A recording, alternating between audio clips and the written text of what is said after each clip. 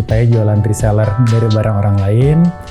Saya ngambil dari Kaskus waktu itu, jalan sekitar 2-3 bulan, ternyata barangnya mulai banyak yang reject, mulai banyak yang rusak. Saya berhenti reseller di situ, kebetulan ketemu teman akhirnya yang terbiasa bikin barang produksi untuk kayak tim-tim olahraga kampus gitu. Akhirnya saya nanya penjahit ke orangnya, sampai sekarang akhirnya jalanlah si Bigmo ini. Bigmo ini fokus hanya berjualan di tas saja dari tahun berarti kurang lebih 2010 awalnya lahirnya yang Bigmo-nya, sampai sekarang hampir 10 tahun kita fokus di tas saja gitu. Terus awalnya dari reseller, kita akhirnya produksi sendiri, sempat vakum di tahun 2013-2014, mulai lagi di tahun 2015 sampai sekarang.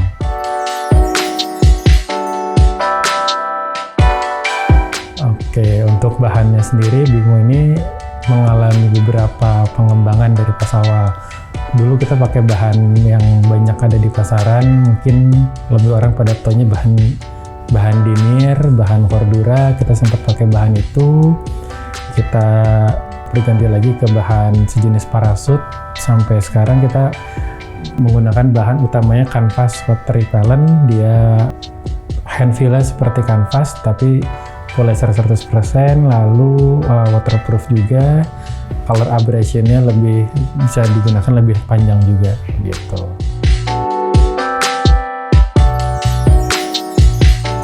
Kalau kita pemilihan bahan awalnya tetap dari kualitas. Bigmo ini barangnya dari spesifikasi awalnya bukan barang setengah-setengah nanggung dalam kualitas.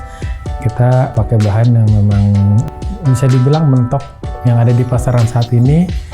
Ini barang-barang yang mentok dari kualitas material outernya, main materialnya, liningnya kita pakai yang grade yang paling bagus juga. Lalu dari slating full set pakai YKK brand, dan hardware plastik dan webbing lainnya kita udah pakai grade yang paling bagus semua.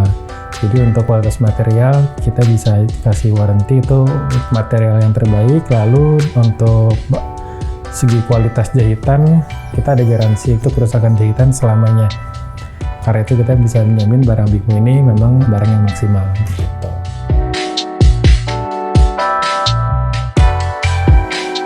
Akhirnya menggunakan ini karena dari awal kita akhirnya punya beberapa filter nih untuk si bahan-bahan ini. Kita pengen bahan yang tebal, bahan yang kaku, bahan yang tipis misalkan, atau bahan yang ketahanan anti airnya lebih bagus. Dari situ kita akhirnya punya filter-filter sampai akhirnya ketemu bahan-bahan yang sekarang. Dulu juga sempat kejadian si hardware itu ada yang patah, ada yang rusak. Akhirnya kita filter lagi, jangan menggunakan grade yang itu, sampai akhirnya ketemu grade yang sekarang.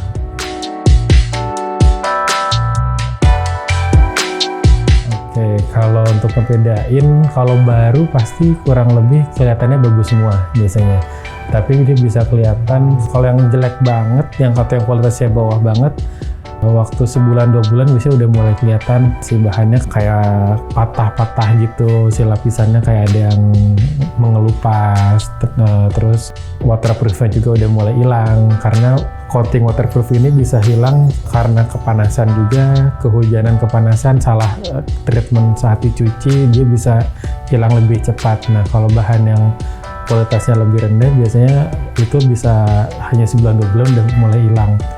Itu sih yang paling kelihatan setelah pemakaian beberapa waktu. Tapi kalau dari baru banget biasanya agak susah untuk dibedakan sih kalau untuk orang awam. Tapi kalau dia biasa megang bahan pasti tahu ini, oh ini bahan kurang bagus, ini bahan bagus.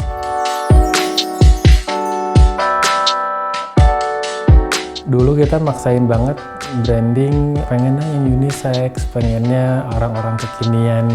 Tahun 2015-an tuh kayaknya lagi booming Instagram banget, yang orang-orang dengan foto-foto yang istilahnya yang keren-keren lah gitu ya, yang masih visual banget. Kita pengen seperti itu, pengen masuk ke sana, tapi dengan akhirnya kita mencoba beberapa pendekatan untuk penjualannya. Dari ads-nya, dari visualnya, ternyata kita lebih condong ke yang perempuan. Dominan perempuan dengan range umur 18-30, dengan karakternya memang orang-orang yang kalem, simple, nggak banyak aksesoris juga begitu.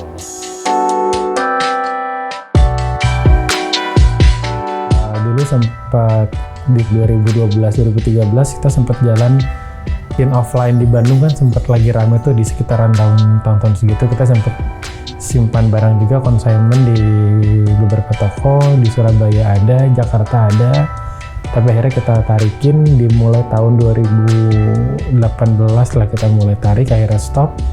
Sekarang kita full online aja gitu.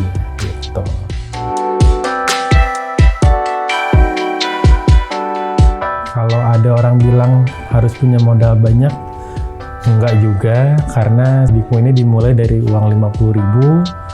Saya pertama kali jadi reseller itu ngambil barang harga 50.000, saya jual 100.000. Jadi dari situ saya mulai coba muterin uangnya dari satu barang jadi 2 barang. Akhirnya berkembang, memerlukan tempat produksi sendiri. Semuanya berawal dari sana.